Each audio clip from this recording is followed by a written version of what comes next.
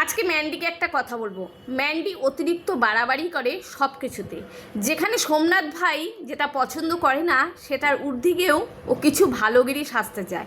জানি না এটা ভালো না, ও অ্যাকচুয়ালি ওর মনটাই এরকম সাদামাটা।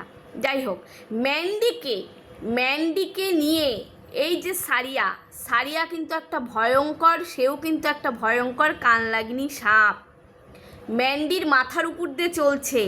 ম্যান্ডি যেভাবে কাপড়ের দোকানে গিয়ে যেভাবে রিলস বানিয়ে কাপড় দেখাতো, ঠিক সারিয়াও ম্যান্ডিকে নকল করে ম্যান্ডির একদম উপর দিয়ে চলে যাচ্ছে।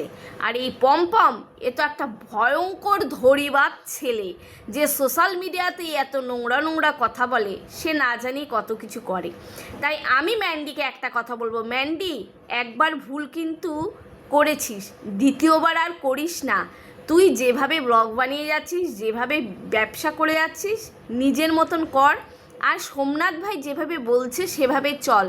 কে কি বলছে সেগুলা কানে নিস না। আর এই সারিয়া বল, এই তোর প্রিয় দিদি ভাই মানে ঘোড়ামুখী, এদের থেকে সাবধান হ। আর একজনের কথাও বলবো, সেটা হলো প্রিয়াঙ্কা মানে চিটিংবাজ। ও কিন্তু আরও ডেঞ্জারাস। যেদিন খাবি ওর কাছেও একটা কোপ, সেদিন বুঝতে পারবি।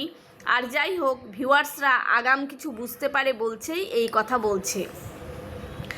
আর মেয়েকে নিয়ে যে প্র্যাঙ্ক ভিডিওটা করছিস সেটা একেবারেই ভালো হয়নি, কারণ মেয়েটার উপরে একটা বিশাল বড় চাপ পড়ছে, এটা মাথায় রাখিস।